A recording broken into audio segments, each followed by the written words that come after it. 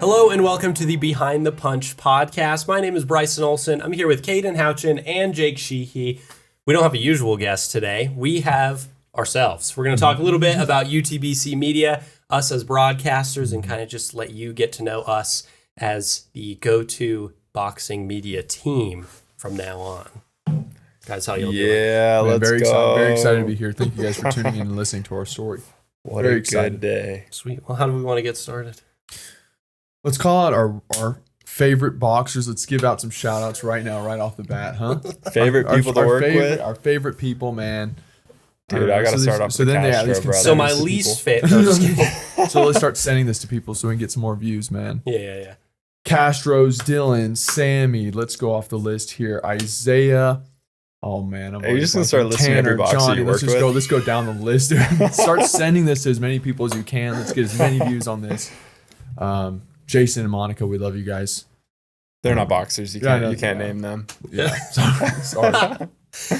Okay, well, probably where we should start is the beginning. How did we get started? Caden, I feel like you could help me answer this one a little bit better. Yeah, the beginning of UTBC or the beginning of, I guess, my love for this kind of work. Ooh. Let's do UTBC first, and then we can get into our own stories. Yeah. Well, graduated college, and I was working at a news station, and our station, we did a story on how small local businesses were struggling to keep up with all the tariffs that were happening, because prices were just going through the roof. They couldn't afford stuff. They couldn't afford employees to focus on their social media, which was how a lot of businesses were getting a lot of work nowadays, especially the small businesses. And so I just had an idea. I'm like, okay, well, I'm working part-time right now at the news station. I wonder if I put in the other part of my time to start working with local and small businesses to build their social media. So I got with Bryson, out of the blue, said, hey, do you want to start a business? And Bryson? I was like, yeah. Which I think took you a little bit by surprise. Because I think we had talked about wanting to work together more. Because me and Caden went to school together down at Southern Utah University. And I think it was a lot of talk for a good long while. It's like, oh, I want to do more freelance. And I think that was true. I think we wanted to do more work. But in the way the economy was, it just didn't feel like we could do it. But I was at a point with my job where we were running a project and things were kind of wrapping up. So I was like, yeah. And then we just started continuing to initiate things, which actually got us to go and do projects, which I think helped out a lot. Yeah. And like at first it's like, oh, okay, this is just an idea. But Bryson just being like, all right, let's do it. We're not going to just keep saying, we're going to do it. He just said, we're doing it. I'd love to do this. Right. Yeah. Oh, this could be cool to do it someday or tomorrow. Oh, you just got right on it. And bam. It's very short after we got the LLC. Like we did the whole business stuff, logo. And yeah, we met we met at a random diner that was next to like D's Diner on 7th East in Salt Lake City. That was next to Caden's house, or like kind of close to it. Yep. And I brought my laptop and we set everything up literally in the diner right there. It was great. Yeah, it was kind of sick. And then about a month later, this guy, Jake, reached out to us on TikTok. I do want to say real fast, it is really interesting how the stars aligned for you guys, huh? Because you guys had not met unless it was in college, right? You didn't know each other. Yeah, we met in college. So you didn't know each other in high school or anything like that. So you just met in college, and then you both had the same drive, like the same thing. Stars aligned, worked out perfectly. Isn't that amazing? Yeah, that's fantastic. Pretty cool, I'd say. I thought that was awesome. Yeah, and then Jake, how did you get involved? I think I was sitting on my couch scrolling on TikTok, and I saw your guys' person videos, I guess, where like you're introducing yourselves. I think that's what I saw first. Yeah. And then I DM'd and emailed you guys. And then we met at Tokyo. Was it Tokyo Tower? Yeah. Tokyo Tower, sushi Salt place. Lake. Sushi place in Salt Lake. Good. That was actually really good, dude. I remember I had like the tempura fried shrimp or whatever, dude. That roll was fantastic. amazing meeting. We sat and talked for like 3 or 4 hours or something. We were there for a long time. Yeah. That was fantastic. Well, it's kind of funny too about you reaching out. I was super skeptical in the beginning, especially because, there's just bots everywhere. And I'm with you. I'm like, who the fuck is this guy? No, I'm with you. I probably would have been really skeptical too. It was so funny. And Caden was the one that actually responded. He's like, hey, let's go see if he's legit. Like, okay. Let's go find out. If he's not real, let's get some sushi. We end up on the news. Yeah. Dude. Oh, dude. Wait, I appreciate you guys taking the chance, man, to meet with me. It was exciting. Mm-hmm. And it was like I had just moved here from Georgia. So then I was being able to be like, oh, okay, these are like two guys, most likely, since I didn't know you, around my same age. It looks like they like to do what I like to do. So this would be fantastic. So I was like super pumped about it. And yeah, man. And then I felt like we vibed pretty well, I thought, at least at the Tokyo Tower. And then we were just off to the races, baby. We're off to the races, dude. You got started immediately soon as I emailed so many freaking people, bro. I was emailing so many people. Yeah. How many people responded? Very little. We had a smash burger food truck guy who responded, but then ghosted us after I told him prices. Then we had the bonsai place, Bonsai by Me. They responded to us. Let's go bonsai. I feel like we'll still do work for you if you ask. I know, dude. I feel like, was there someone else that responded? I don't really remember, but was there something else? I feel like it's been all over. I feel like it's been all over the place. It definitely has been all over the place. I really don't even remember. But yeah, then we did bonsai, and it's so interesting to look at the style and difference of the two. Yeah, that was like almost exactly a year ago too, which was. Is it really? I was gonna say because it was in July last year. Yeah. Because our first shoot that all three of us worked together was at Flow Rider in Ogden. Yes. And then Bonsai by Me was either second or third. Taboo. I think Taboo Pizza might have been first. Not like it was. It was Flow Rider shoot. It was Flow Rider first. Then I think it was Taboo Pizza, and then Bonsai by Me. I think. Yeah, you guys also did Smash It. That's true because we did that in just for like early June, I think. Free little shoot to get us going with our social media and stuff. Yeah. Bonsai was a really interesting one, man. I remember that one. I remember that one actually, I think, way better than some other shoots, really, to be honest with you. Yeah. Just like the nerves of doing it and stuff. And I remember my camera was so messed up. Do you remember that? Yeah, because your white balance was crazy. Your shutter speed. Yeah, it was the shutter speed. So many things were wrong. And this is like my first shoot with these guys, and everything was off, dude. I remember you coming up to me. They'll never want to listen to me. Yeah, that was pretty tough. Yeah, you came up to me. You're like, "Why does it look like this?" And then you thought it was SD card. Yeah. I was like, "All right." So we plugged it into my camera. I was like, "Oh wait, I've done the same thing before. I know exactly what it is." So we adjusted settings like super quick. I'm like, "All right, we're halfway through the shoot. Go get some more stuff." Dude, the nerves get you though. Yeah. With things like that. Like I feel like anytime I'm working with either a new client or like a big project that I haven't done before, like you just start forgetting things that are usually like second nature. Where it's like, oh, why is it so dark? It's like your aperture's cranked to like f12. I'm like, that makes sense. Or hopefully every boxer and stuff, people understand what that means. F12. It's okay, the media people know it. It's all right.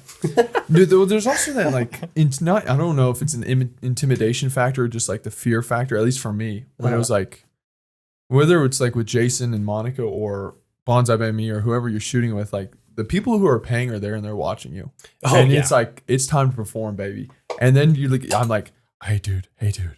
So there's lines on my screen? You're like trying to like play cool. And I'm like, no, we're just talking about this SD card right now. But it's like, I'm insanely fucking up right now, bro, in front of these people. And there's that added pressure of trying to perform. And plus there's like people there. They're like paying customers. And I'm like, okay, now I have to go back and redo this in front of these people again. Like, hey, sorry I didn't get the shot. I want to try to do a different style. No, dude, exactly. But you do the same thing. Exactly. I'm coming a little bit faster this time. Anyway. Oh.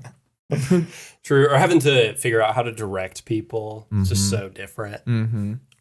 Oh, that was a fun one when we sat down and like interviewed them.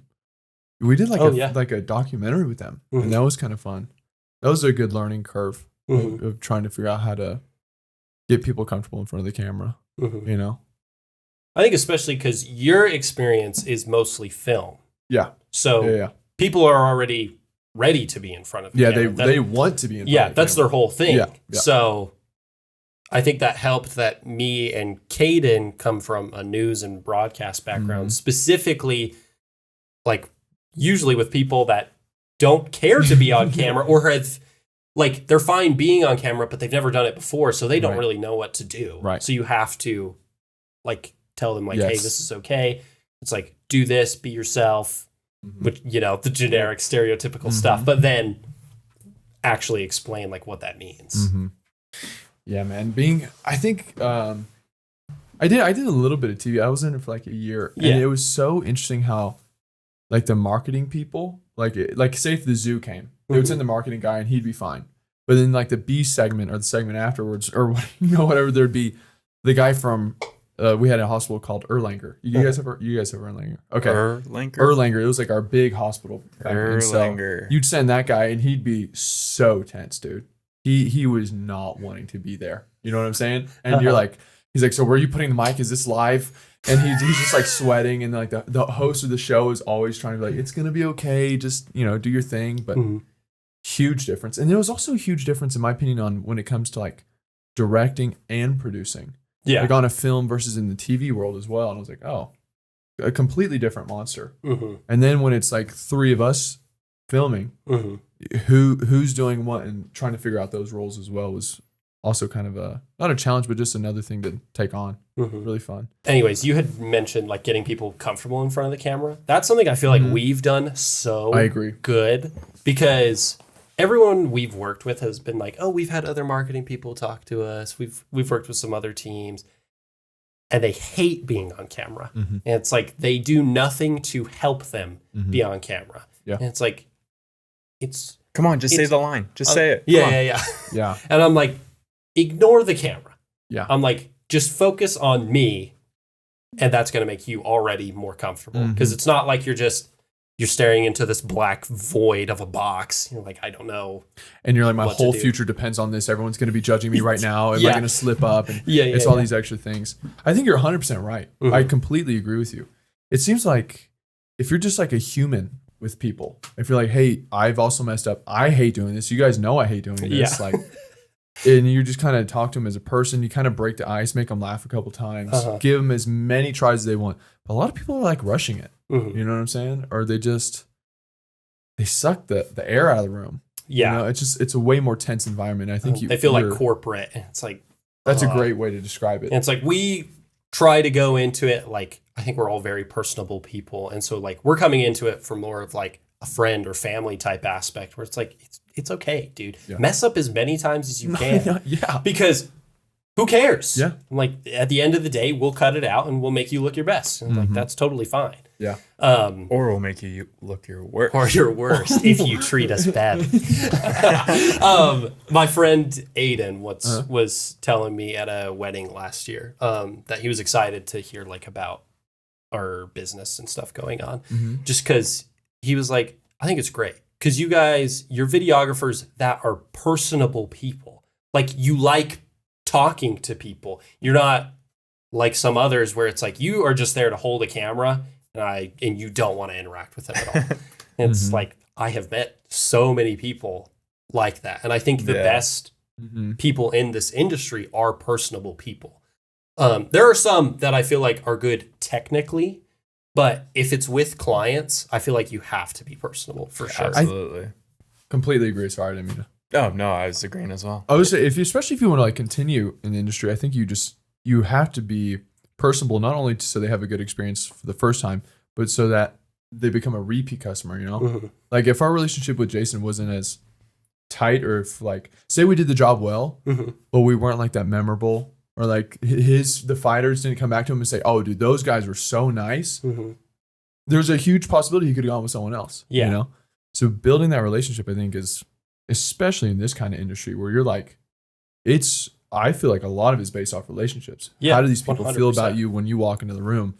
If you're not like trying to crack a joke or trying to make them feel comfortable, trying to, like, I mean, we know a good amount of, partially because of the podcast, but also good amount of just because of these people's lives and what they're willing to tell us because they view us as friends in a way. You know, there's a relationship built there. Yeah. I think that's a key thing that I agree a lot of people. And I think a lot of that comes from when we made our niche shift. We did it into a niche that is super tight knit. Yeah. Everybody knows each other. Not like there are sometimes people that don't get along, but it's very much like a family dynamic where most people get along. They know each other. They all talk to each other. So when you get into that, it's us being personable people, we fit right in. Yeah. And that helped to break us into that industry, I felt like. Yeah, I feel like it spread like chicken pox, man. Yeah. It just kind of, because then other fighters were also like, well, we want videos. Yeah. You know what I'm saying? Like they hey man, what about me? And then they're obviously asking who are these guys or whatever. And I think, though the niche was hard, I think it was a good move still, I think. Yeah. You know, I'm like, you know, I still think it was a good move. And I still would like to move or not move or still work with some other fighters. I still think there's some other good videos to be made.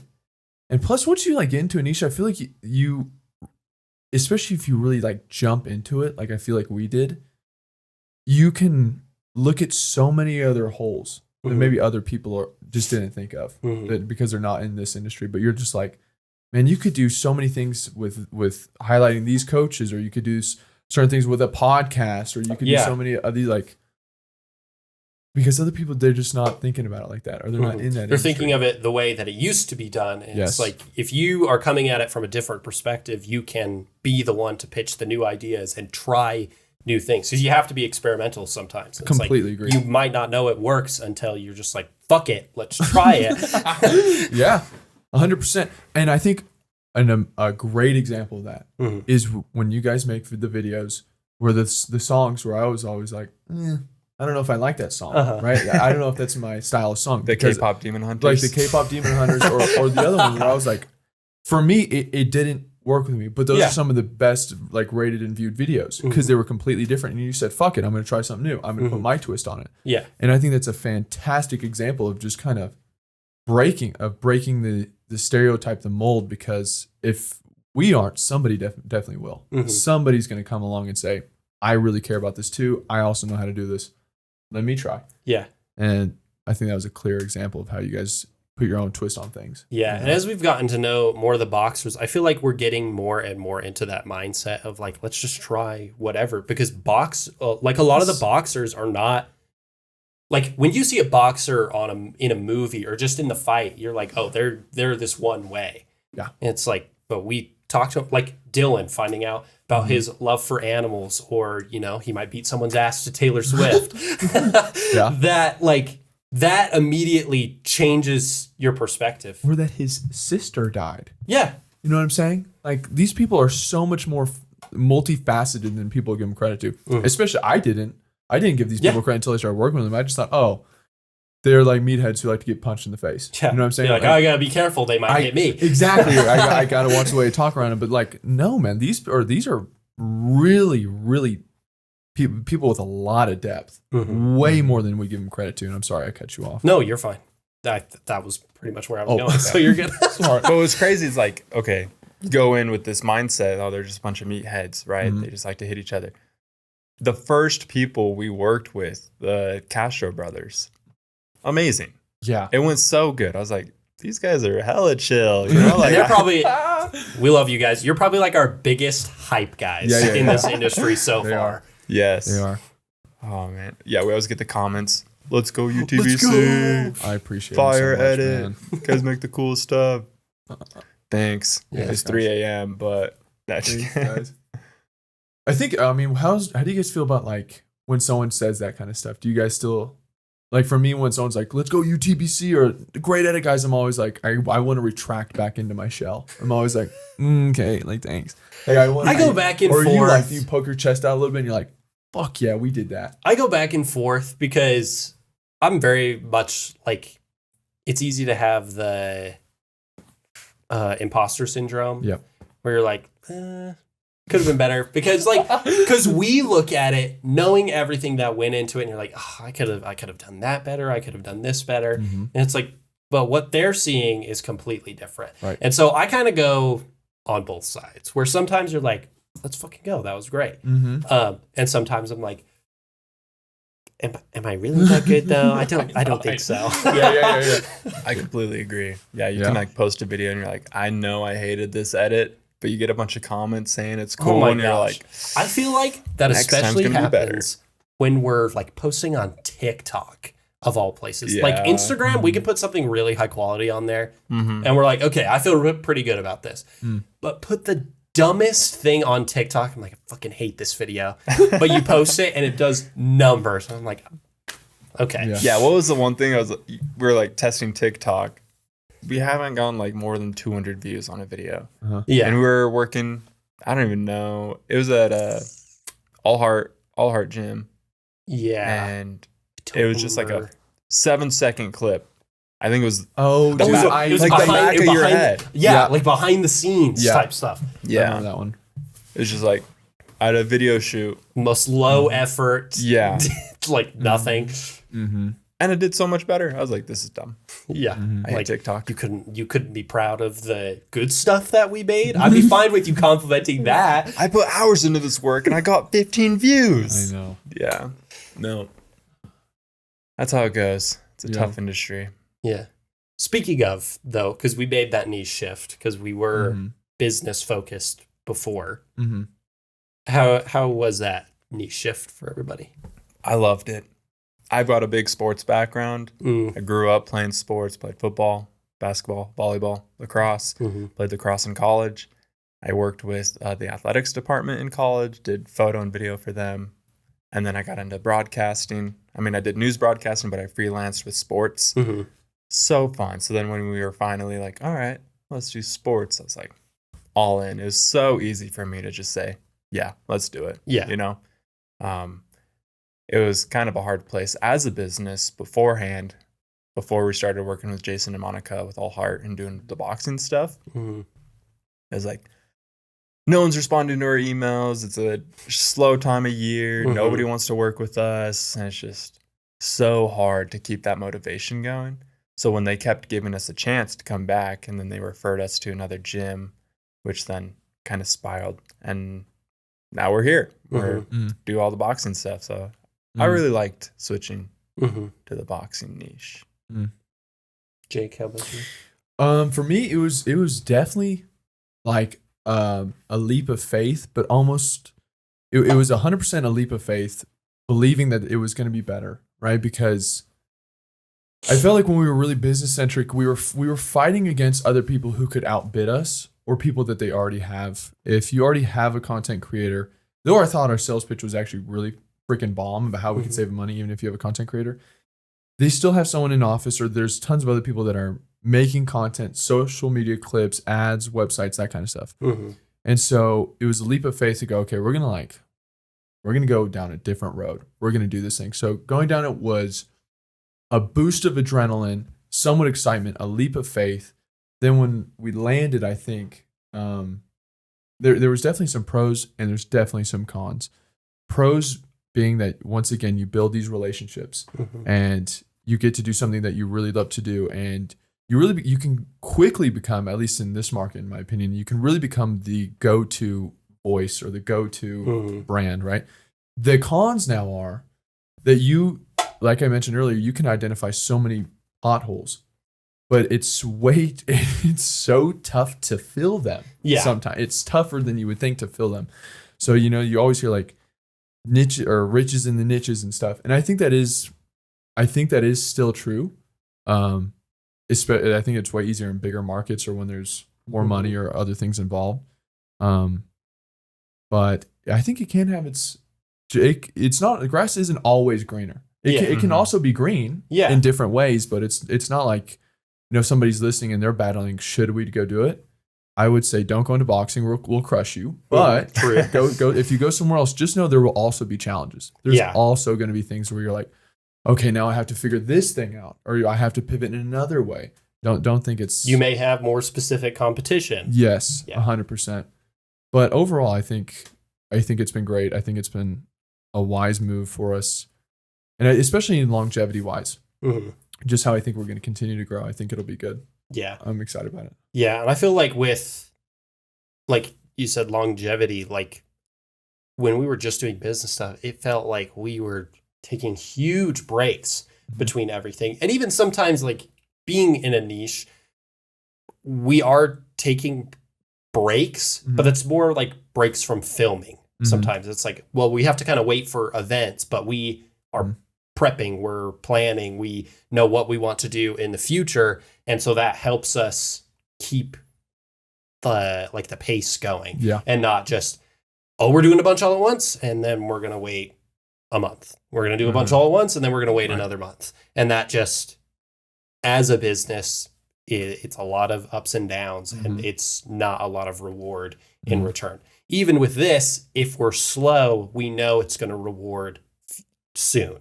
Right. Because we're just waiting on different things. Right.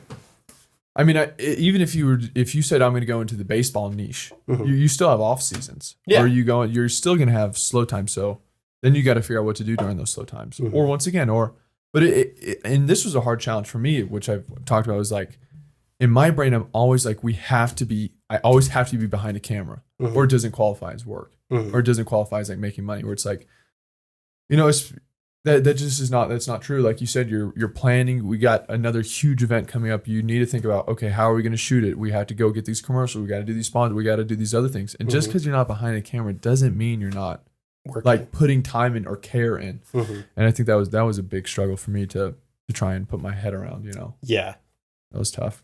Yeah, and while you two kind of jumped into the new niche, I did after we actually officially made the change, but I know I gave the most pushback on picking a niche because I felt I was always like, well, we can do good regardless of the niche, which I still think is true, but from a business standpoint, it is easier and probably better for us as a business to have made that change, because I feel like I've always just wanted to do a bunch of things. Yeah. So when it was like, oh, we get to work with restaurants, we get to work with date night places, we could work with corporate companies, we could work with da-da-da-da. And it's like, because I think all those would be fun to try out. But that was probably like the most nerve-wracking thing for me, is because like, I like doing the boxing stuff, but I was like, what if we get stuck and it's not actually worth it? Right. I do not think that now, but very much I had thought that in the beginning. So it was kind of a leap of faith as well, where I'm like, well, let's do it. I'm like, we're not doing anything right now. So once again, fuck it. Let's see if it works out. Something's better than nothing. Yeah, exactly. So no, I think that's a very common pushback that a lot of people have. I don't think you're solely feeling that way. I mean, it definitely is tough, bro. I mean, it is really tough to go into a thing where, like, I had never once worked with like a boxing person. So now go, okay. Well, I mean, except for the cat, we did work with the cash shows actually. Yeah. But before that, be like, I'm now gonna try and go make a business or be a part of a business that's going to solely learn and do things for boxing. When like, I played soccer, dude. What are you talking about? Yeah. What are you talking about? You're going to go do this. And so it really was, it's tough, man. Yeah. And for me, I played sports very early in my life, but I did not continue after like the age of 12. Like, I casually play sports, but I didn't know enough about sports. So being like, well, we're going to jump into a sports thing. I'm like, fuck. Well, trial by fire. I got to learn a lot. And I feel like Charles Presnell has said that, where like the fact that we just jumped into it and we very quickly have been learning things, I think is really good, because it's like learning a language. Like, you just got to jump right into it and eventually you're just going to figure it out. So that I feel like has been a very good positive for us. Yeah. Did we jump into it before or after the second time working at All Heart? Before. It was before. Yeah. We have been contracted with them to do the next round, but I think they had been waiting on probably their contracts with fighters. I think we were figuring out who was gonna do everything.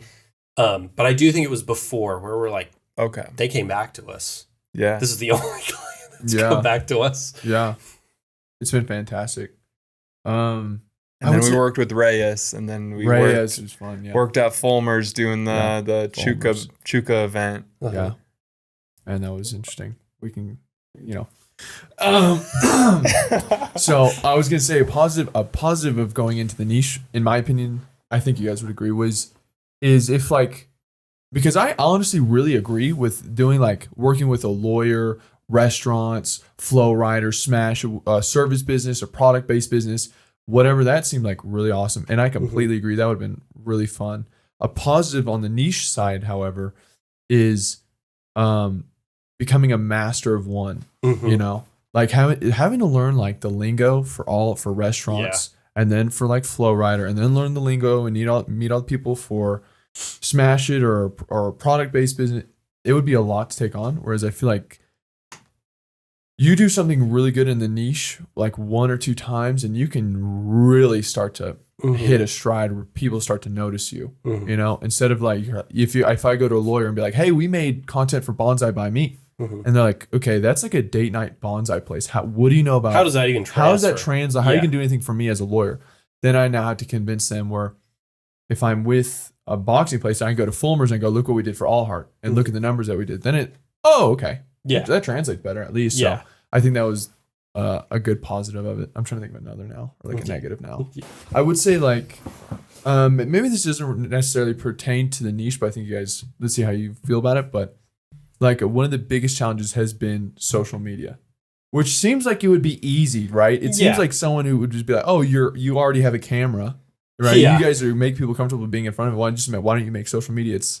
But it's oh, dude, it's just a task having the task to do that, and then having to convince millions of people to stop and listen to you, and then you got to tell your story, and you got to be creative, and you got to do it consistently. It's I feel like that's been probably, I would say, one of our biggest challenges, because I feel like any other challenge that comes across the desk, we handle it with ease. Yeah, that one's just been oh, I don't want to do that shit, dude. Which I find, I find it so funny because we can do it for other people, but it's so much harder for some reason to do it for ourselves. I flipped that camera around. I'm like, huh? Is this what you guys feel like when we point the camera at your face? I don't know. It does suck. It's hard. Yeah, it also doesn't help that I really gotta have a mirror behind the camera so you can talk to yourself. Yeah, make yourself comfortable. Bro. But then it's the camera's here, you're looking there, and it's awkward. No, I think it would help if I had a separate room in my apartment that I'd be able to deck out. All right, now it doesn't look like I'm in a living room. There's not a dinner table behind me. There's not a couch. Yeah. So, social media, man. I guess another problem with the niche is you're battling people who are already bigger and better. I guess that could be a con. I guess if Golden Boy or Dazen or Dazan or however you want to say it. I still don't fucking know how to say it or whatever. You're now competing with other people in this niche who have most likely been doing it for longer and have more connections than you.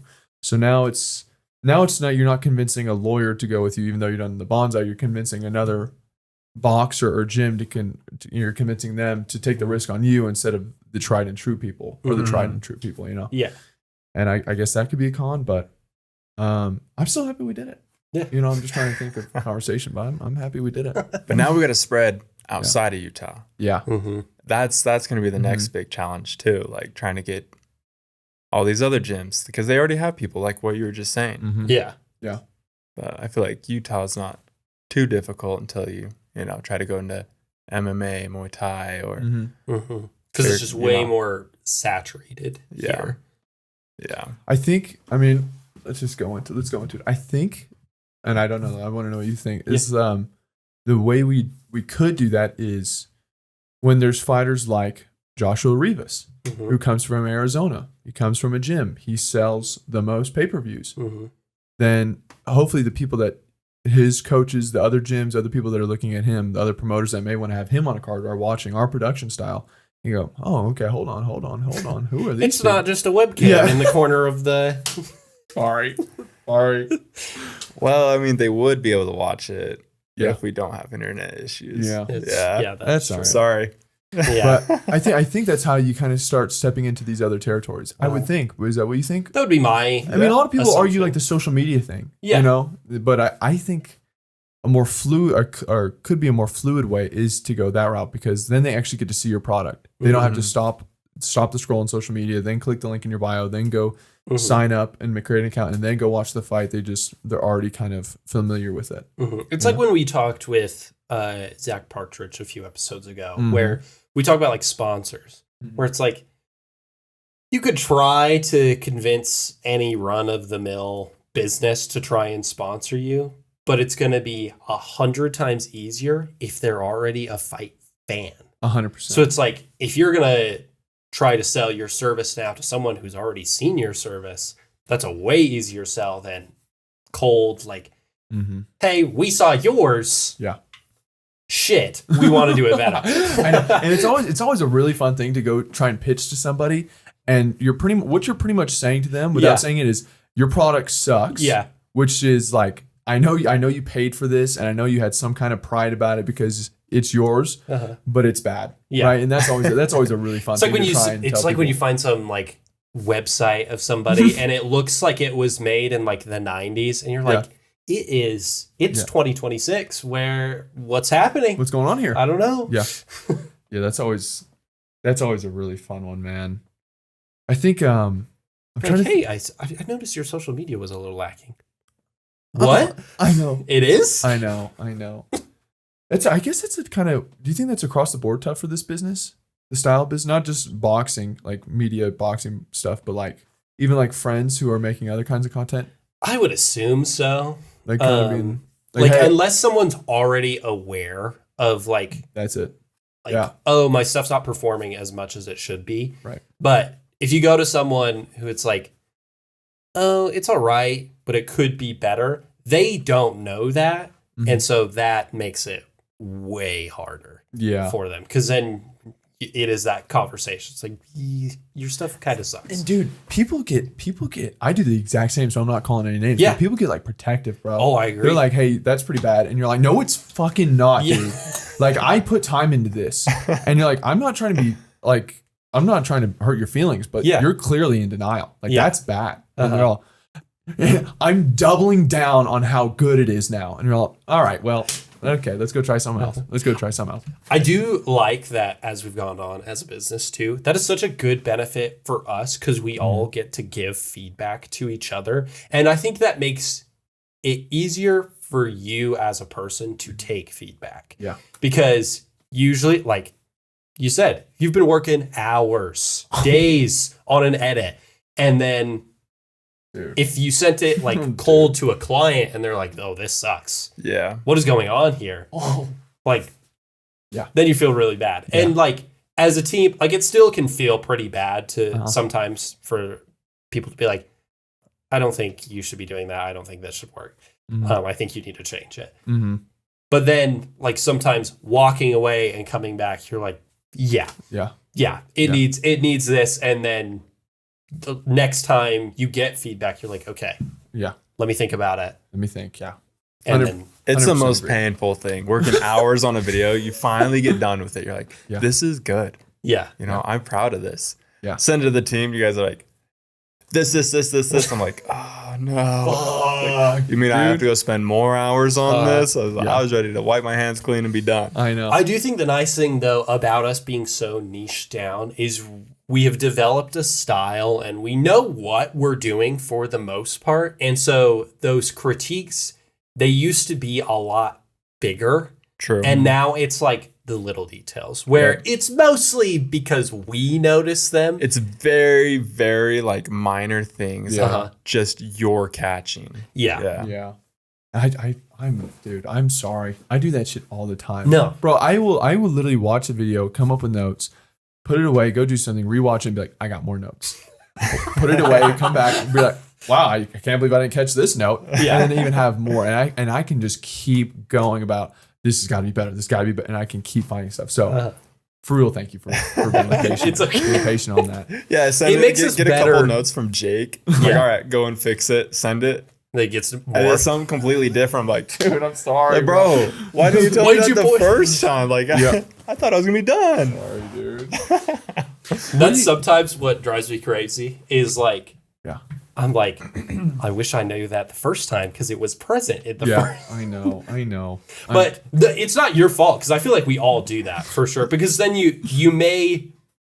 Like it may be overshadowed by something else before. And so you don't really notice it. But then the second pass, you're like, okay, they fixed that. I want to look at some other details. And then you notice those other things. You're like, there was this. You're like, shit. I know. Like, and you're like ready to close Premiere. You're like ready. You're like, oh, this is God. It. And then, dude, I want to pivot real fast. What do you guys think? I think we kind of touched on this before on like one of our meetings, but, like the style of content, we usually do like a hype or promotional style video. But now, how do you guys start feeling about like the storytelling aspect? Because scrolling on Instagram, dude, I'm actually genuinely blown away at how many AI posters I see. Oh my gosh, I know. And they all look the same. Bro. It's the exact same template, same fonts, same everything. Everything is AI now. And I'm like, okay, so, you know, and then I see like commercials about how you don't have to edit your videos anymore. Plug it in the AI, and the AI will take the like the cool, which is like the hype parts, and make a hype video out of it. I'm like, okay, so now I get your take on. Do you think it's going to start to change to storytelling, like the storytelling, or even more slower paced, or what do you guys think? I would say yes. The industry, just social media, and just kind of like online content in general, I feel like goes up and down for sure. But people now, I think AI has amplified this feeling because it existed before like ChatGPT and Claude and all the other ones were around. But people do crave authenticity. You want it to feel real. Cheap real can sometimes be enough for people. But for a lot of people, something that feels real, it's like when we interviewed Ryan Gregory, where it's like where it feels gritty, raw, and real. Yeah. You want that. Yes. It's not just, oh, I want the easy, cheap thing that the machine pushed out. Right. And it's like, okay, if that's your prerogative, by if you need something to post, if you needed something to post on a random Tuesday and you just need something done, like, fine, sure. But if you're like really trying to move the needle, sell tickets, trying to do these other things, I would just argue that. I mean, especially maybe it's just for me and my feed because this is what we do and like to do. But like if I'm scrolling right and I'm moving fast, but then something is slow, and I'm like, okay, all right, pause, let's see what it's about, and then it's almost like. Not necessarily documentary style, but just more of like, I'm way more likely to sit and be like, oh, wow, okay. Yeah. I'm about to learn something or feel something. I'll even kind of push back on like just a random Tuesday. And it's like, okay. You could pull out your phone and record yourself talking about something, and that will probably do better. You're 100% right, actually. Like I've seen them for like supplement companies or things for like doctors where it's like the weird little creature and it's like I'm your teeth, you should treat me blah, blah, blah, blah. It has that very generic AI voice. Dude, I'll be in bed and she'll be scrolling and watching fucking, I'm like, babe, what are you watching? And it's like, I'm a strawberry, pick me, pick me, I'm organic. And I'm like, what the fuck are you watching, dude? And that's what she's like, bro, that's. But if it was like for example, like a doctor, like I was saying. Yeah. You could have that AI post, okay. But if you just pulled out your phone and recorded basically the same thing and said this, your credibility switches immediately because now you're a person. Right. So you couldn't not just a strawberry. Yeah, you're not a strawberry. But also it gives you that authentic feeling. It's like someone's actually talking to you. Be like, hey, I'm concerned about your health. You should be doing this. That feels vastly different. Right. And I think people crave that different more and more now. when like TikTok and Instagram like got reels and the short form was introduced, people wanted the short form, and our attention spans are pretty low. Mm-hmm. But you can notice Instagram a little bit, but TikTok has specifically pushed towards long form content. You can upload like 30 minutes now onto TikTok. You can? Yeah. Oh, wow. That may be pushing it. I know it was 10 and I think they upped it, but I don't know by how much. But people want more. So it's like when, like, if you scroll on TikTok, sometimes you find some like random little like drama that someone's talking about. They're like, this happened and this happened. And you will sit for the entire 10 minutes that they tell this story because you just wanted that real, it feels like a real connection. So like YouTube's taking a big surge because more and more people are doing quality things on YouTube. And I think for our industry, that's a natural next way to do it. It's why we do this as a podcast. Is because sure, we could do a bunch of quick clips like, hey, tell me this, tell me this, tell me this. And, you know, sometimes we ask those questions to get those quick little clips. But overall, we want to know more about people. We want to get that story. And the only way to really get a story is through long form content. Yeah. I mean, that is such a good point, man, because I feel like we've gotten a good formula and a good foundation of how to do the quick short form promo hype video. Like we know the music, the sound effects, we know kind of the pace of it. We got that down. But I completely agree, man. That just if like a fighter sits down and talks about why they're doing it, why they're willing to like get in a ring and get literally clobbered in the face, dude, and get gut punched, I'm more likely to listen to that, you know, than just see another hype video, because I feel like I've seen plenty of those with like, you know, quick transitions or whatever. And it makes you care about the fight more. It makes you want, 100%. It makes I'm like, oh, I want him to win because his dad died or whatever. And it's like you actually, you're invested. You give a fuck now because it's they're a person. They're not a figure that you're just watching. Right. It's not it's not a gladiator. It's a person. Yeah, this is actually a real human. That's fantastic. Why do you think it's hasn't really taken that road yet? I mean, if we look at a Instagram page like Golden Boy, they post 4 or 5 times a day. I mean, they're constantly posting, dude. Go to Golden Boy's Instagram, look at how many times they post a day. None of it is really like that. It's never really like, you know, if we have someone there and you're doing headshots with them, why don't you sit them down and just have like a quick conversation? Or why do you think this style of content hasn't really, at least in this niche at particular? I think because it's easy for marketing to do very quick things. Yeah. Because it's a sprint. Yeah. Doing a bunch of quick things. Yeah. Doing long form and more story based is a marathon. Yeah. And most marketing companies want the sprint. Yeah. They're like, I want to make money now. And it's like, okay, but you could potentially make more money longer doing longer story-driven content. Give them a reason to care. It's why like we love reality shows or documentaries, because you now care and are going to stick around because you want to know more. And, you know, even like fake reality shows like Love Island. It's like fake, dude. Yeah. Don't ruin it for me, bro. Sorry, are you watching Love Island? I'm not. Are you watching Love Island? No. What, dude? All right, whatever. Man. But that human aspect to it is why people keep coming back every week. Or think about even just normal TV shows, like even fictional. There is so much work. There's a huge story behind it. It gives you a reason to care. And that causes you to watch an hour of content versus a minute of content. There's also like categories. Like you have the quick content. I think it's useful to have all of it together, because that quick content gets you views.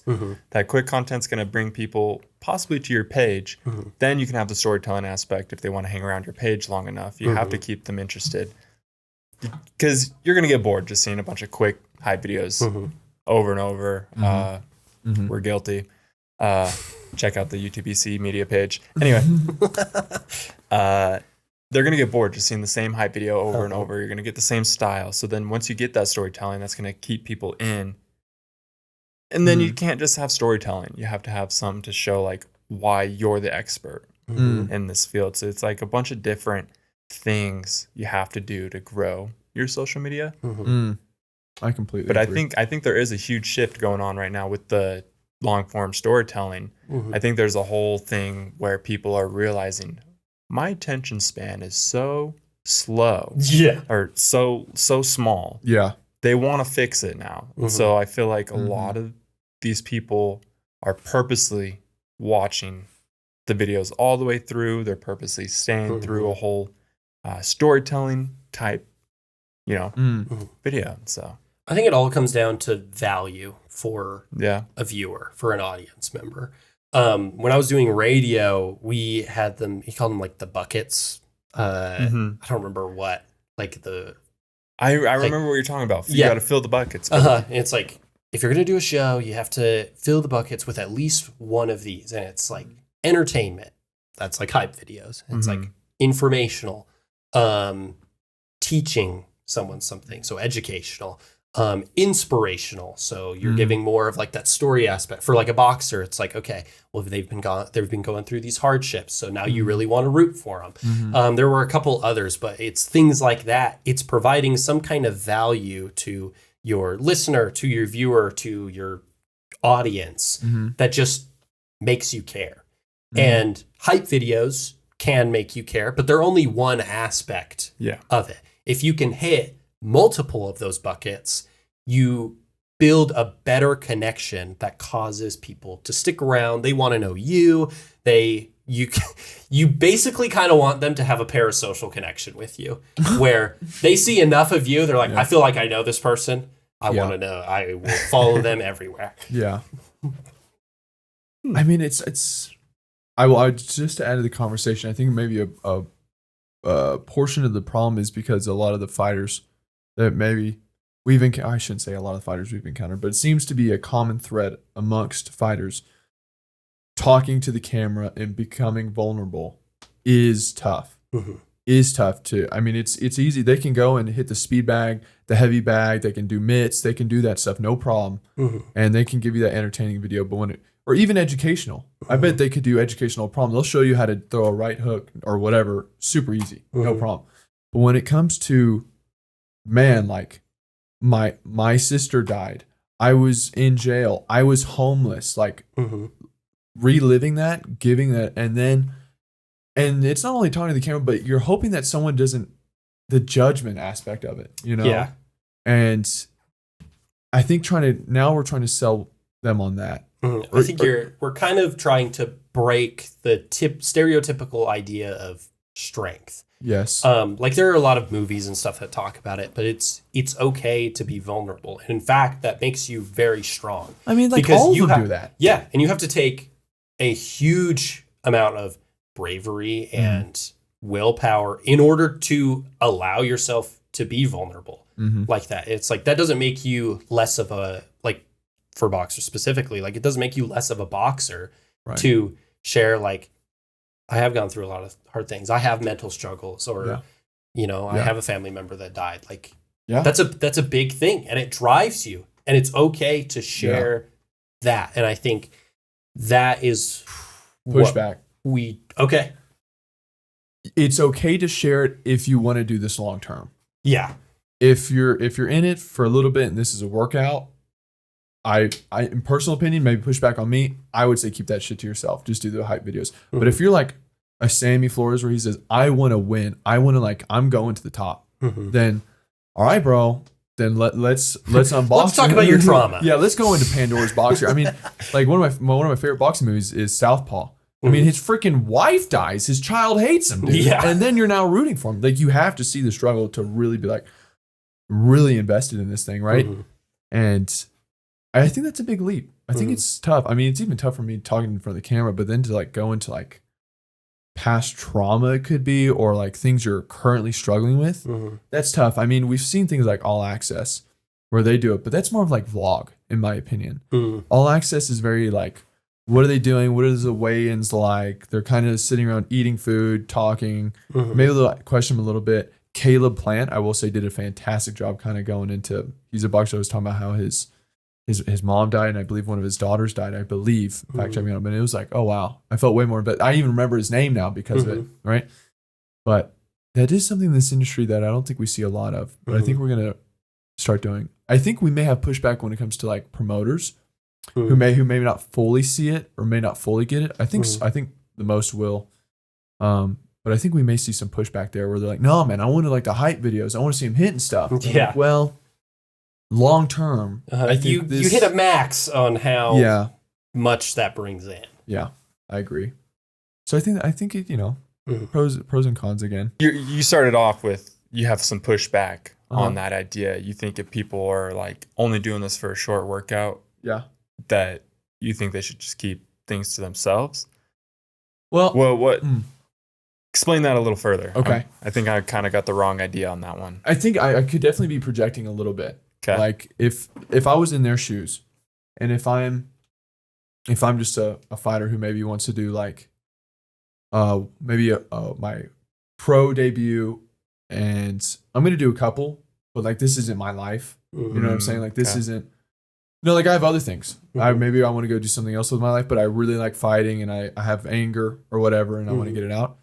Then I would say just stick with maybe educational and entertainment, and maybe not so much the emotion aspect for like growing their audience. Like I was saying, like I don't want to be in front of the camera, dude. You guys have seen me fumble in front of the camera so many times, and so like if you're asking me like to start telling like trauma in front of the camera, I'd be like, nah, like I'm not gonna do it. And so I kind of am projecting on that too. Like in my opinion, letting an audience in on that aspect of your life, that pillar of emotion for you has a lot of like weight, I would say. And I reserve that to like the very closest inner circle of people in my life. So I wouldn't just start posting that shit on social media. I don't think I could. It would be hard. But if you want to do this seriously and you want to go far and you want to be the world champ or whatever, and you're going to go for it, I say that's almost a requirement. Like there's really no question about it, bro. It's because there's so many other people that are making hype videos. Do you guys think it should be a requirement for not only promoters but also gym owners who are helping their boxers go pro or whatever? Do you think it should be a requirement of them to force them to do media training? For instance, example we hear, Sammy's coach tells him, you got to go meet a certain amount of people every day. That's part of your training. Just like your part of your training is probably cardio. Just like a part of your training is this. So should that also become part of the requirement? I would say kind of like how you said, like if you're trying to go pro, like and go far, yes, 100%. If you're trying to do just a couple of fights and you're like, I'll just do this until I'm tired of it. Like, like still you should probably do at least a little bit because you do want to sell tickets if you are going to be fighting. That's how you get on a card, is because they think you're going to sell tickets for them. Yeah. But you don't have to be as extensive. Like it's like you don't have to be vulnerable on camera. Yeah. So maybe you don't have to know that side of it, but you should know how to answer questions. Like almost always we've seen after fights, people are asking questions like, hey, how do you feel about the fight? What are you going to do after this? Anything like that. You have to be able to come up with an answer like that. Yeah. And it's like, you don't have to have you don't have to have a 10-hour documentary type answer. Right. But you should be able to come up with an answer. You shouldn't be like, what do I say? And it's like, you say a sentence and that's it. But that is really hard for a lot of people because, I mean, in a fighter's sense, like you're pumped full of adrenaline. Yes. You're probably seeing red. You don't know really what you're supposed to be doing. You just got stitches or staples or something. Yeah. So what's next for you? Just, in your face. You're like, how do you feel now that there are staples in your head? Yeah. You're like, huh? And just gone. Yeah, I think I completely agree. You bring up an amazing point, especially if you win, dude. And they're like, they want to talk to you with a mic in front of everybody afterwards. Like if public speaking isn't your thing, yeah, I'd say also, especially if you lose, because now you have to come up with something to say to excuse yourself or to make you seem like the better person. Like, say the other person was hella shit talking before, and it's like, well, we bet we'll get them next time. And it's like, that's a great answer, like great dismissive answer that like still like puts you up as like a fighter. Where if you're just like, they were a piece of shit, they did this, and this, and you're just blaming them, and it's like, I didn't get knocked out. Yeah. If you know, you know. That's hilarious, dude. It's like, if you know how to come up with an answer like that, that's easy. Or if you have something pre-prepared, and it's like, you work with people, and it's like, it was a fight. And it's like, okay, well, that was an answer. And it's like, perfect. That's better than nothing. Yeah, completely freezing. Let's. I have a question about like, kind of behind the scenes things for like if a fighter's listening, for like a live stream, is where I was thinking about this. Where, how do I even say this? So if a fighter's listening, and I want to kind of give them an idea of like how they could show off a little bit more or kind of make it more exciting, because I think throughout a common theme throughout our episodes is we're trying to emphasize this is a business, not necessarily UTBC, but just the boxing world in general. And I'm trying to, I guess, express, I probably need your help expressing this, is if we're doing the live stream and you're a fighter, right? And you're walking out, in my personal opinion, I want the fighter to acknowledge the camera. Yes. I want them to play fight with it. I know I'm sure the fighter thinks in their head something, how they're going to do it, or they have a dance, or they have a walkout, or they have something they want to do. But I want to express to the people listening that this is a business. You have people watching you right now. I'm not like a fly. I'm not trying to be a fly on the wall. I'm trying to get your attention. I'm trying to do that. Does that make sense what I'm trying to talk about? Yeah. And I think it's kind of a mix. Like, you want them to play it up for the camera. It's a show at the end of the day. So however is going to produce the best show is how it should be done. So like for us, you can dance on your knees. Yeah. Like, I don't know how they didn't break, bro. That was like concrete. That was solid ground. I don't know how he walked to the ring after that. That was insane, dude. Dude, we gotta overlay this clip. If we clip this, we gotta overlay it with him. Bam, bro. Did he do it once or twice? I thought he did a couple times. I thought he did it a couple times. It was William. Yeah. Versus the dog. Yeah. Yeah. When he was walking out, and they Destiny said his name, he did his walk thing, and then he like fell to his knees like twice or something, like on the concrete. I was way too focused on directing to probably. Bro, yeah, it's part of his like dance thing. Like, how is he doing that right now? Yeah, knees of steel, man. I'm sorry, I would complete, but it's a show. Yeah, at the end of the day, it is a show. So if that means playing it to the camera, great. But if it also means playing it for the camera, also good. Because you also have to think about the in-person side, because that's a big thing. If you have the crowd cheering, that makes it feel even better. It feels more impactful, because now you have this, it quantifies it. Right. If you're watching at home, sure, there could be millions of people watching, but you as the viewer don't know that. It's like, you're one. You're sitting by yourself in your living room watching this, but hearing the crowd scream their name and cheering, that amplifies it. And so if the person there if the boxer is playing to the crowd, but it allows it to amplify that feeling, I think that's good.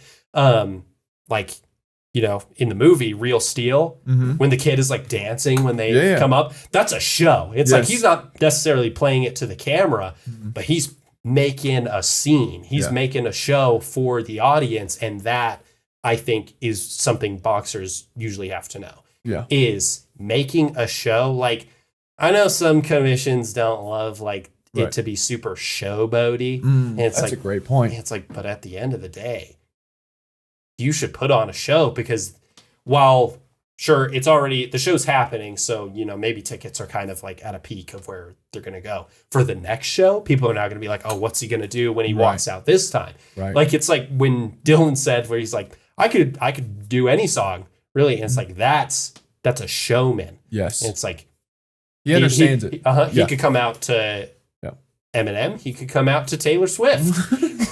It's like that is something that you as an audience member want to see. And you'd be like, oh, I've never seen this before. Now I'm engaged. Yeah. It gives you something new. And so you have to, like, I get the idea of wanting them to acknowledge the camera. And I think that's more the case during a fight, like after they've won, where they're like, yeah, let's go. And they're getting right in front of the camera. I think that's when they really need to be to the camera. Yes. But otherwise, if they're putting on a show, it could be either or. I think. That's interesting. That's an interesting take. I agree. I'm going to say, I think maybe I'm projecting, and I would love to some fighters like text me and correct me on this. But like when I think about it, of other boxers, UFC people doing their walkout, I always kind of just think of them kind of like in their own head, right? They're kind of like bobbing their head. They're kind of walking down. Maybe they have their song or a hood on, and their entourage is kind of giving that vibe. But no one is really like looking at the camera, like talking mad shit. Like, I'm about to fuck this guy up. No one's like doing anything to. So they're kind of just in their own world. And I mean, that may just be part of it. Like, you are about to enter a battle, so you're trying to get mentally ready. And I think the talking tends to happen more before, where you kind of have the shit talking, and now you're seeing a boxer in their element. Yeah. Be like, this is who they are. Here we go. Here we go. He's better. Like, I think you especially notice that in bigger venues where it's like, oh, they have like pre-programmed light shows to go with the music to really amplify, like, oh, this is larger than life. But if you need like shit talking, be like, oh, I'm gonna fuck this guy up. That's for interviews before or during weigh-ins, stuff like that, where it's like press kind of related, which I think amplifies it. But in person, I think it's way more hypey, at least in my opinion. Okay. That's interesting. What about when it comes to like just filming? You know, I would say if you're a boxer and you're listening and you're thinking about, or we have a shoot planned, I would say, how should we tell them to show up? Like, what's some like inside behind the scenes information? Like, I want you to show up with your trunks. Wear your trunks. Be prepared to be shirtless. Yeah. Yes. We need to see the muscles. We may oil you up a little bit, okay? No, you're gonna get wet because we bring spray bottles and we're like, whoosh. Is there certain things that maybe that they just don't know of right now, like the style of shooting or the lenses that we could tell them about, or do you think that's kind of boring that they don't really know? No, I think a lot of boxers... Is it a little boring? If I was a boxer, I don't think I would care about what lenses. Yeah. Well, I'm not saying like that. Oh, okay. But I'm thinking like how we're gonna shoot them. Yes. I feel like is a major. That's what I'm trying to say. Is a major question sometimes they have, because if they've worked with like a different marketing company, like the Castro brothers said they did. I don't know the extent of what they did, but they may have directed them a lot more, which can, for a boxer, probably make them feel very uncomfortable. Whereas if we're like, do your thing, I'm like, hit the bag. I don't care how you hit the bag. Just hit it. I will move around, or I will position you to a certain way if I need to do that. Yeah. I'm like, but just be aware, I'm going to film you punching the bag. It's like, but I'm like, okay, I need you to hit the bag this way. I need you to do it like this. And it's like, we may do that occasionally because we have a very specific idea. But our goal, like, as our business, I think in comparison to maybe how other marketing companies do it, is we do want these fighters in their element. Yeah. They are going to look their best when they feel comfortable doing what they're doing. If we are nitpicking every little thing, oh, you have to be like this, you have to be like this, that's going to make them feel super uncomfortable. Right. And we don't want that. So if you're going to be a boxer filmed by us, we're going to make you comfortable. Yeah. We don't want you to feel like, I have to be an actor. And it's like, no, we want you to be a boxer. That's what you are. We want you to do what you're good at. Yeah, I completely agree. I think if we're going to film you on a 35 millimeter lens, aperture f7.1, so that, the focus nails the shutter speed. We're going to kind of go back and forth. Lighting, we want to go for like a cool, warm light over this way. Yeah. Sounds about right. Exactly what we mean, right? And it turns out cool every time. Yeah. What do you think about like have we met a boxer yet that has the kind of creative eye for this, who is like offering up shots? Have we experienced that yet? And do we want a box. I mean, I think we want that. If a boxer's like, what about this? Mm-hmm. I would love that. Bobby's helped a few times. Yes. I don't remember. He's like, well, thanks, Bobby. I'm trying to remember exactly what it was, but I know he's been like, oh, we could try this. I'm trying to think. It might have been with the ropes when, where they're maybe doing that. Because he was like, oh, we do this. Mm-hmm. Yeah. And we're like, okay. Like when they mentioned something that we may have not thought of, like not even necessarily like creatively, like you were saying, but when they mention like an exercise, because like we do the speed bag, we do the normal, we do like heavy weight, we do the jump rope, we do like that all makes sense to do. And that's like typical. But when they mention something else that they might do, it's like, oh, this is a little bit different. Yeah. Yeah. But I do feel like if like they came to us and they're like, hey, I saw this video. I thought this shot was like kind of cool. We could do something similar. And it's like, fuck yeah, let's do it, please. That's amazing. I would love that. Yeah. Yeah. It's interesting. I was just trying to think about like how many times we're like, okay, so what's next? Yeah. What's another? Like, what do you like to do? Yeah. Like, which I was going to say, speaking of, I feel like we've run into the problem where things feel very samey sometimes, at least for us filming. I feel like usually the edits, even if footage is sort of similar, we make different edits for everything. But it's getting hard. But samey, I feel like, is how we feel filming them. Yeah, 100%. Well, especially like how we did it with when we had like 5 in a row that day, and we're like, okay, so you're just gonna go here, and we had like stations almost. Yeah. How are we gonna like mix this up later? Like, how are we gonna? You had to start changing the lighting and stuff. Like, all right, you're red. Yeah. You're in the darkness. Yeah. Yeah. What about totally, I'm changing now. No, you're I'm fine. going for it. But like, boxers. Oh man, how do I even say this? So if you're working with like a promoter and they want to highlight the people that are going to sell the tickets, right? So then how can we communicate to a fighter or boxer that like, that may want to get in front of the camera, but that doesn't move the needle enough? How can we communicate to them to get in front of the camera more? Like, do it on your own time. Pick up your phone and start sharing your story on social media. Should you try and build a brand? I know some people make T-shirts. What could someone do to really try and start getting noticed so that they get to work with a media company, or they just move the needle more? They build a fan base. Where could they start out? I feel like finding a reason for why they fight. Like, it can be the same reason for every fight, but I feel like if you want a little bit of a storytelling aspect, find like a reason, a personal reason. Personal reason for why you're fighting each fight. Like, what are you fighting for? Like, is it just yourself? There's got to be something deeper. It gives you a goal. Yeah. And I feel like that for media presence is huge. If you, like Sammy, for instance, he wants to win a title and he's going to do it. That's his goal. And that, as a media company, we're like, great. Everything we do with Sammy is, okay, how can we show that he's trying to achieve his goal? It's like, okay, he's running. He's doing He's here on his birthday. He's here on his birthday. He's missing events for this. He's blah, blah, blah. He's dieting. He lost 40 pounds or whatever the fuck. Yeah, I'm totally with you. That immediately changes the perspective. And if a boxer is going to film themselves, that's going to help them too. Because now everything is, how do I do this to do this? Rather than, okay, I got to come up with an idea for this. Right, it's like a chore now. Yeah. It's like, I don't want to. It's like, okay, you want to be a pro or you want to go win a title. Right.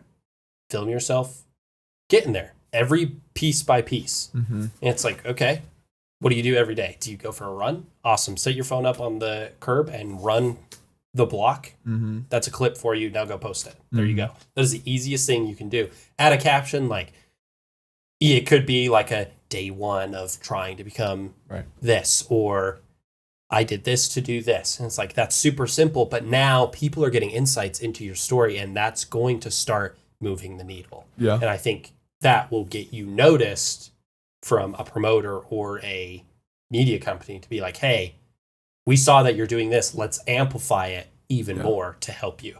Here's my question for you, bro. Do you think which matters more? Okay. Your record as a boxer or how many followers and likes and comments you get on social media. Which matters for who? I feel like that is the question. The promoter. The promoter. Yeah. Ooh, I feel like you have to have kind of a mix of both. Okay. Because record's going to be good because you want to make your pro debut. Let's do that. You want to make your pro debut. Okay. You don't have a record. Then you really need a social media. You really need a social media presence. Okay. Now say you have a little bit of record, but you have more of a losing record. Then you probably need more social media. Okay. Now, see, this is what I told you, bro. Okay, so now you have a winning record. You're a good fighter, but your social media presence sucks, dude. You don't post for shit. You have no followers. Which matters? Nobody's gonna come watch the fight for you. Yeah. So still social media. Yeah. So across the board, social media is the thing that matters. So start fucking posting, baby. So start posting. It doesn't matter if you're winning or losing or nothing, right? Jake, you just baited us. I did. You baited us hard. I tried to put you into a corner, dude. I tried to put you into a corner. Okay, so let's go some basic steps here. And I think I totally cut you off, so I apologize. No, you're fine. Someone should put up their phone and they should they start talking about their reason why? Should they just start doing workout? I would think their easiest step would be educational content, how to. And then after they start to get a little comfortable in front of the camera, maybe start spreading a little emotion or inspiration, where would you tell them to go? I would go emotion. Inspiration, I feel like, is kind of hard to do naturally unless you very much know what you're doing. Because inspirational usually comes a lot later because you have to have the emotional aspect and you have to have an educational aspect to be inspirational. You know, like... trying like Rocky, for example, like that's a easy one, right? Where he feels very inspirational, but it's not till you learn about his personal life and you see how his training goes. That's what eventually gets it to be inspirational. But without those two things, inspirational is never going to do anything. Right. And it's like, do this. And it's like, why? Yeah, you're just a dude. What the? If I'm just why do I care? Yeah, you're just a guy. You're right. It's like if you see like the Alpha Male podcast, and it's like, dude, who cares at this point? But it's like if you were to give me education, right, and emotion, then inspiration, I'm gonna care a lot more. And so educational is probably the easiest for a boxer because they are in the gym all the time. Right. So it's like, okay, how do you do this kind of punch? How do you build up your strength? How do you do this? And it's like you teach people how you do it. And you're like, well, this is my way of doing it. And this is something that I didn't know when I first started out. And it's like, okay, well, now you're building credibility because you clearly know what you're talking about. Right. So that's educational. Right. Emotional. Maybe while you're doing it one of these days, you're like, we're kind of doing a bit of a lower workout today because I feeling kind of down or something happened, like my parent died or this. And it's like, okay, well, now you have the emotional side. And now my fight's coming up. I'm going to do it for my mom who passed away. Now it's inspirational and you've had the educational that made you feel credible. You've now hit all of the bars and it was a step-by-step process. You started one and you ended the other way. Man, that's so interesting. I completely agree. I mean, I'm totally with you. I was thinking if you're teaching somebody how to do a hook or whatever, a jab, whatever it is, and you're like, I got knocked out because of this, or I got hit really bad because of this, I had to get stitches because someone did this to me. And now you're at least cracking the door. You're opening up a little bit, right? You're giving the audience a little bit something more. Do you think that there is or should be a requirement of followers or posts, at least, a fighter should have? I think there should be a requirement of how many times you post once you're contracted with the promoter. But I mean, beforehand, I don't think it really matters too much. Right. I feel like it would be engagement that matters more. Like if you have a fighter that posts 20 times, but he gets 5 likes on every post. Yeah. And the 5 are like his 2 parents. And like it's all people that know him personally. Yeah. But if you have a fighter that he posts once, but he gets 100,000 views and thousands of likes, tons of comments, that is way more worth it because that's moving the needle, because likely a good percentage of those are people that do not know him personally. So that would be more worth it. What about a personal brand? You know, that's I'm totally thinking off the rip here. When I'm thinking of our conversation with Dylan, and he loved animals, and he was gonna do his walkout like what was it? Was it a tiger or something like that? Yes. Was it and I was like, okay, so your brand is like, the tiger or whatever we said it was, or should a fighter start to think about their brand? I mean, if we think about UFC fighters, or you even have a nickname, right? Like a Cowboy Cerrone, and he came out with the cowboy hat, or Paddy, the Irish guy, or Sugar Ray Sean. It's always his hair. That's like his style. Should a fighter have a brand? And if so, when should they start working on that? And how should they choose it? I think, one, it depends on the fighter. And I think it also kind of depends on a matter of time. Because like a personal brand is really good, but you don't want to force a brand that isn't you. You still need that authenticity. Like it goes for us, where if we were pushing to be like super corporate, that's not who we are. And that would immediately change how authentic we look as a brand. But if we're coming out and we're saying, if we're talking like how we are right now in a very conversational tone, or saying things like getting excited about something, that feels genuine and that applies to our personal brand. But if a fighter is going out and he's like, oh, I'm trying to be the tough guy, and he's just putting on the act, everyone's gonna be like, no, the fuck you're not. It won't stick. Yeah, it won't stick. And it will be harder to keep it going, right, if you're forcing it. If you have a way of just being naturally yourself, your brand's going to come out eventually. I mean, that's a really interesting thought. What do you think, bro? Like, should you, if you're going to start your pro boxing debut, right, and you're going to do your first one, should you come out with at least an idea of a brand you want to be?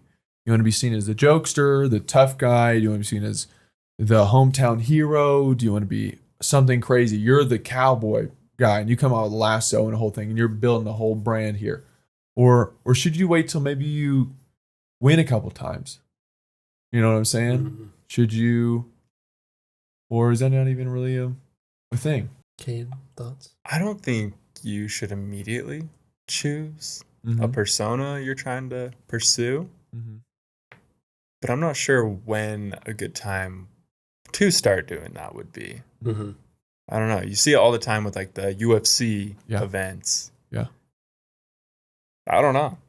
This is like one where you kind of have to be like, it's just do it. It's just a matter of time, man. Like there seems to be a point, and I feel like this can go for a lot of people. It's like when you're like jumping into something new, where it's like, oh, do I feel ready to do it? And it's like at a point you just know. Right. It's like, proposing to somebody. Yeah. It's like, you just know when it's time. It's not like, oh, I could do this now, or I'll do this in 5 years. It's like, you might not know until it's knocking at your door. Yeah, that's a really good point, dude. That's a really good point. I'm going to say, personal opinion, I think you should have an idea. You don't have to be locked into it, of the brand, persona, whatever you want to call it, whenever you go into your first pro boxing fight. I think if you came out knowing, this is how I like to act, this is how I want to be portrayed, and this is something I want to do for real, like I want to go the long haul, then if that's the case, then you're setting up your phone, you're doing educational content, you're now doing emotional content, you're getting followers, you're getting engagement. And now I'm going to sell this brand. I'm going to start to really try and move the needle, and I'm going to choose something. I'm going to go with it. And I'm not saying you have to stick with that thing. People change, do your thing. But I'm going to say for pro debut. Plus, I think if we're filming them, that would help. Like if they want to be shown in a certain light, or they want to show off their brand in a certain way. I think that could be helpful. You know, what do you think about color grading when it comes? I know this is probably maybe too boring. I'm totally switching, but like I was thinking about that the other day when I was scrolling and I was seeing stuff, content where it's like everything is like teal and orange, or everything is just looks so similar. Like everything seems like it's shot on a Sony FX3, and it's giving the same like LUT or something. Do you think that's a road we should just run down as well? Since that's what everyone's it's getting views and stuff, or do you think? I think it varies, because teal and orange is a common combination because they're complementary colors, so that makes sense to do that, and that's like just a common film thing too. But I think experimentation is good. Like we had clips of the last one where they're all red, and it's like on paper that may not sound interesting at all. Yeah. But when you go and shoot it and it's red and super contrasty, and you know, we had the slow shutter to kind of add a lot of motion blur. It's like you wouldn't think this is interesting, but because we tried it, we were like, hey, this kind of looks cool. Might as well go for it. I think that is a lot of experimentation. I think it just kind of depends on what you're going for. Teal and orange is a safe bet because it looks good like 80% of the time. And it's like if you have decent lighting, you set up orange and blue. Shut up, Siri. If you 0.8. If you set up lights to help support that, it's gonna look good. It's that's a safe choice, but also experimental can cause things to be completely different. A lot of the times we go with a completely white light and go super contrasty, and that looks good. You could film outside, like we have shot documentary stuff with Sammy where it's evening, like sunset type lighting, and it gives a lot of harsh shadows, but very warm lighting. And it was during the winter, so combined with a lot of cool tones with snow and ice, it looks good. Yeah, I agree. I don't think there is a set, like, oh, you should do this. I think there are safe ones like that teal and orange, but at the end of the day, it all just depends on the project itself. You know, we have tried to do more where it is going in line with the event that we're doing. If an event has certain colors, you know, if it's going to be black and gold, we should probably make the video look fairly similar with the event. If it's going to be red and blue, let's probably do that. If it's going to be purple, let's do that. We want it to fit whatever we're going to be doing it for. And so it does just depend on the project, I think. Man. All right. Dude, I don't know what other questions I got. I don't know, man. You got any? Do you guys want to talk about your favorite experiences as UTBC in the boxing niche? Ooh, okay. And your least favorite? My least favorite. And some good stories that we may have come across. We can always cut this if we're using too specific names or locations, scenarios. I would say I can. Okay, my favorite was when I first met Jason. It's probably my favorite memory so far. Tell us about it. I can distinctly remember literally, I think everything about it. I remember I was wearing my white shirt. It's got 3 buttons.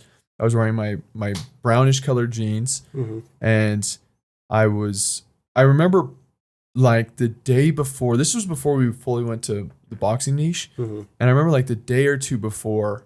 I think it was like the night before. Someone had said no to like a proposal or something, and I remember just being like, "Fuck!" Like so beat up about it.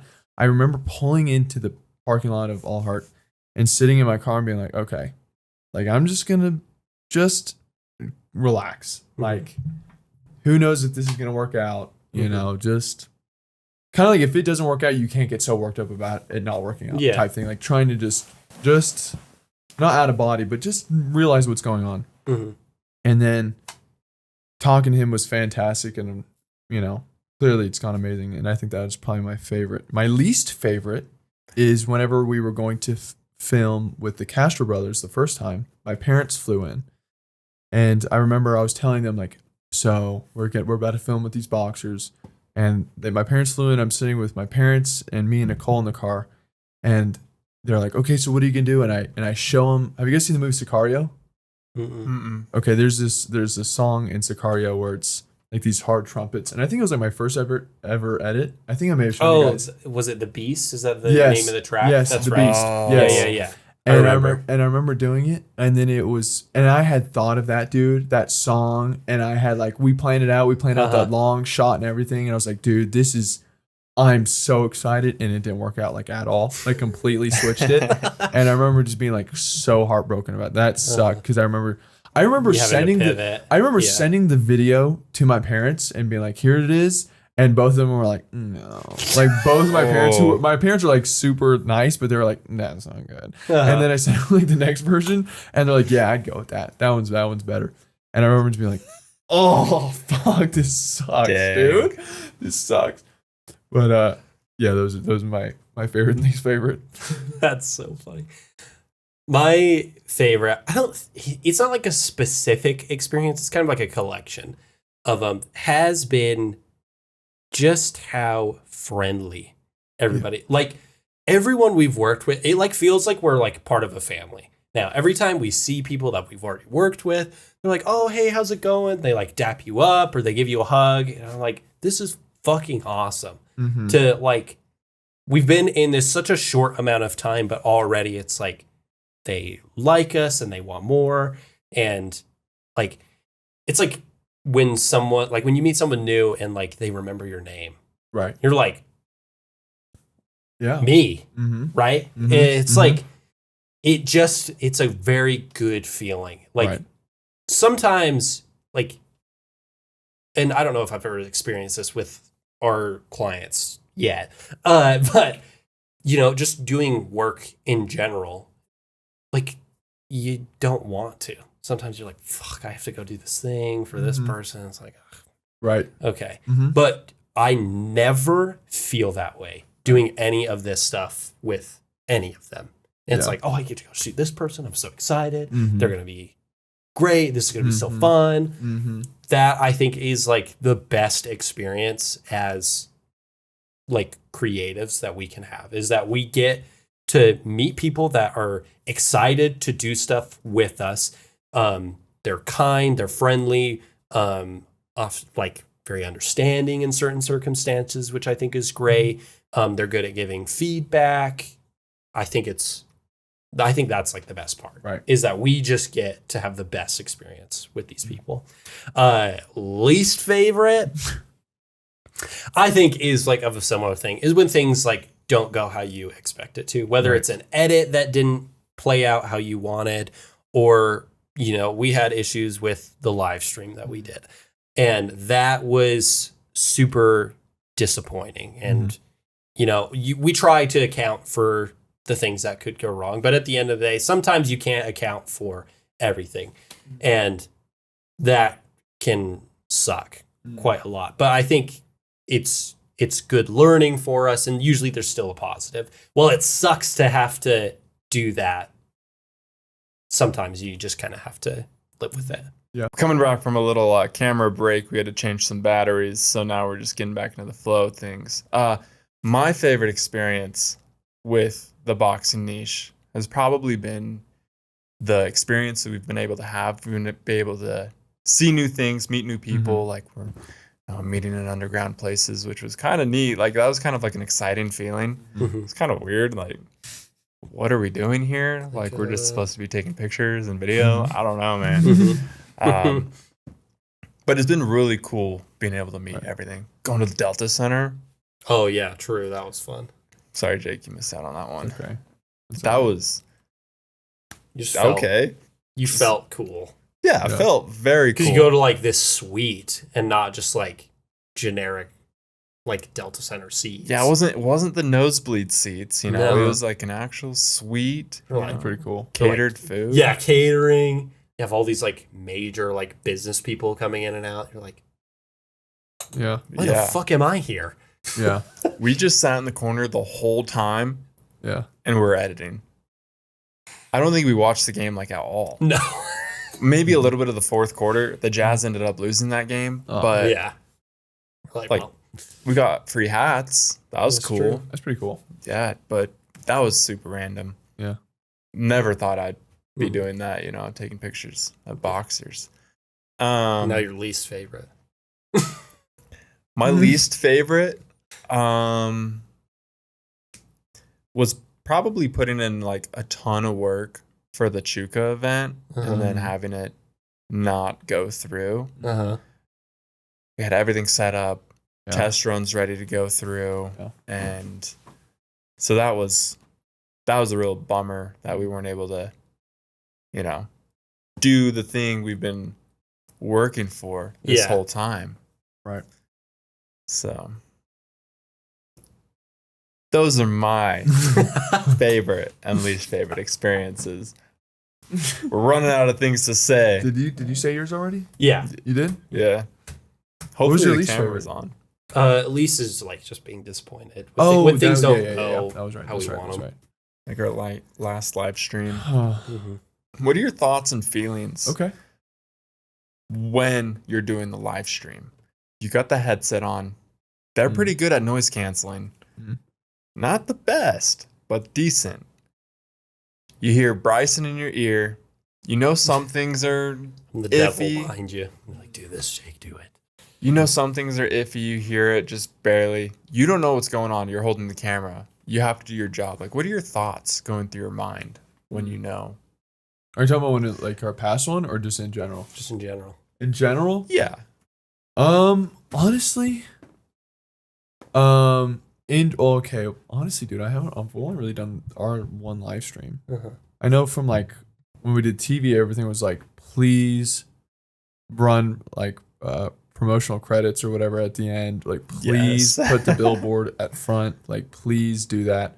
That was always a thought. Like, but for us, I remember thinking when I was walking backwards from the walkouts, like, please do not trip on the back of your feet. And like going in and out of the ring, dude, like, please do not let your foot catch this rope. I remember thinking that a lot. Then just honestly, I really wasn't thinking a lot. I was just trying to react to a lot of stuff, but like not a lot. I was honestly just thinking, like, please don't look like a fool right now in front of these people. Like, please.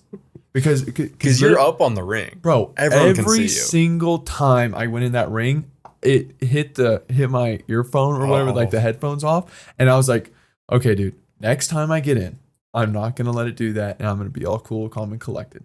And then the next one, I'd be bonked. I'd be like, come on. Like, I remember the commissioner was sitting right by and he would be looking at me like, come on, like, get in so I can hit the bell. And I'm like, please, I'm trying. Like, dude. It was like, this camera is way too heavy. Like, it's a small camera.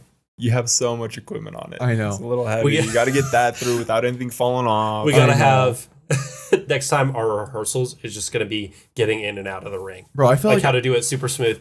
I felt like I was a ring card girl being like, can you hold the ropes for me? Like, you know how they had their boyfriends? So I wanted to ask him, like, can you help me? Or something, because I was struggling getting in and out. But honestly, I'm not a lot of thoughts go through, just trying to react, I think. Yeah. You guys? I feel like it's very much like kind of react. When you get into a mode with a live stream where it's like you're trying to be on your A game, and I feel like for the most part you are. It's like, okay, well, it's do or die time. We have to just do it. And I feel like you just get into like this like zone where you're almost like kind of numb to everything else around you. Or even if things are like fucking up, like you may like for a brief second be like, shit. And then just kind of be like, well, it happened. You got to just keep going. Because like we kind of had to deal with that because of the internet being such a big problem. It's like, well, I got to figure this out right now. And then it goes up and then it's like, okay, well, it's working now. Okay, let me focus on this. And then you zone out for a second and then the internet goes out again. And I'm like, God, I'm like, well, it's a good thing we have a recording. So let me just focus on that and just zone out. Because I feel like that's just kind of what you have to do in a live stream. You're reacting to something in the moment, but for overall, you kind of just have to be like, well, it is what it is. I can't change it now because it's a live stream. I can't go back and re-edit something. Yeah. I'm like, well, fuck it. It's time to just make sure the rest of it goes as good as it can be. Mm-hmm. And that's usually how I think the going numb thing is 100%. I completely relate to that, dude. Because as you're saying that, I'm like, I remember one person that was there, and it was the same dude who sat in the same exact table, and I believe he was a Sammy fan. Oh, yeah. Because I remember seeing him in all of our edits, and he's the guy that's always like, yeah. And so I remember seeing him all the time, and I remember him after seeing him, but like, I don't remember crap from it. Like I'm just I'm focused on this that I couldn't tell you. I don't know who was where. I don't know what was said. I don't know. If the DJ played a certain song, I couldn't tell you at all. Yeah. I don't. Such a thing I feel like you fall into too is becoming a spectator. Yeah. Because you're just like watching and you're like, this is just fascinating. But then you're like, oh shit, we're working. We have to actually like pay attention to what's happening for the viewer and not just be a viewer. Yeah. Had to watch the whole fight on a little monitor on my camera. Messed up. We'll give you 2 monitors next time. You just see how the live just give me the VR goggles, bro. Bro, VR. VR is the next thing, dude. I don't think I got anything else, bro. I don't. Thus concludes. I'm squeezed out, bro. All right. Thus concludes the first UTBC media episode of the Behind the Punch podcast. Thank you guys for watching so much. Thank everyone here for being here. Well, we were going to be here anyway. You're welcome. Thank you guys. But thank you guys for watching. Go check out the next episode and our past episodes. Peace.